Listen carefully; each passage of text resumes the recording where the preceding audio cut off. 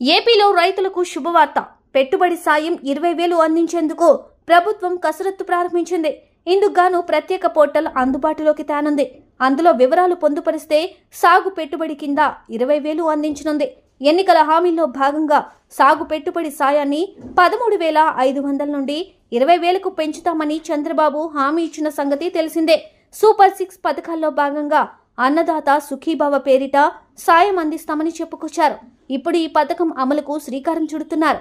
గత 5 సంవత్సరాలుగా వైఎస్ఆర్ రైతు భరోసా, పీఎం కిసాన్ సమ్మాన్ నిధి పేరిట పెట్టుబడి సాయాన్ని అందించారు.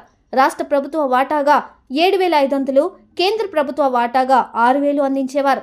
రాష్ట్ర ప్రభుత్వ వాటాను 2 విడతల్లో, కేంద్ర ప్రభుత్వ వాటాను 3 విడతల్లో అందజేసేవారు.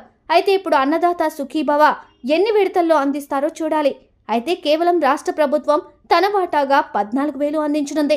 కేంద్ర ప్రభుత్వం సైతం తన వాటాను పెంచనున్నట్లు తెలుస్తోంది. 2019 ఎన్నికలకు ముందు సాగు పెట్టుబడి సాయం కింద రైతులకు 15,000 రూపాయలు అందిస్తానని జగన్ ప్రకటించారు. కేంద్ర ప్రభుత్వంతో పని లేకుండా తానే అంతా మొత్తం అందిస్తానని హామీ ఇచ్చారు. కానీ అధికారంలోకి వచ్చాక 7,500 అందించేందుకు మాత్రమే పరిమితమయ్యారు. అందుకే చంద్రబాబు ఈ విషయంలో స్పష్టమైన ప్రకటన చేశారు. కేంద్ర ప్రభుత్వ వాటాతో కలిపి 20,000 రూపాయలు సాగు సాయం కింద అందిస్తామని హామీ ఇచ్చారు. ఆ హామీ మేరకు ఇప్పుడు ఇచ్చేందుకు కార్యాచరణ ప్రారంభించారు.